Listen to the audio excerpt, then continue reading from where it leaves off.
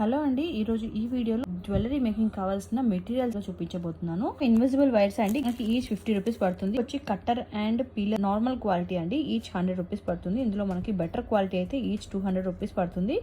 ఇదైతే మనకి 10 grams 25 rupees పడుతుంది. ఈ మైనం అంటే గమ్ అనమాట, సూది లేకుండా థ్రెడ్స్ కి ఇది జస్ట్ కొంచెం అంటిస్తే చాలు థ్రెడ్ లోకి ఎలాంటి సన్న పూసలైనా 2mm క్రిస్టల్స్ అయినా ఎలాంటివైనా ఈజీగా ఎక్కుతాయి అనమాట. ఇది మనకి 10 గ్రామ్స్ 20 రూపీస్ పడుతుంది. నైలాన్ థ్రెడ్స్ అండి, ఈ థ్రెడ్స్ వచ్చి మనకి చాలా స్ట్రాంగ్ గా ఉంటాయి. ఈచ్ 45 రూపీస్ పడుతుందండి. ఇవి వచ్చి బ్యాక్ థ్రెడ్స్ అండి, మనకి ఈచ్ పీస్ 8 రూపీస్ పడుతుంది. ఇవి వచ్చి లాకింగ్ బీట్స్ అండి, మనకి 10 గ్రామ్స్ 90 రూపీస్ పడుతుంది అనమాట. ఇవేమో హుక్స్ అండి, మనకి ఈచ్ హుక్ వచ్చి 8 రూపీస్ పడుతుంది. ఫుల్ లెంత్ కావాలనుకుంటే చైన్ కూడా అవైలబుల్ ఉన్నాయి అనమాట.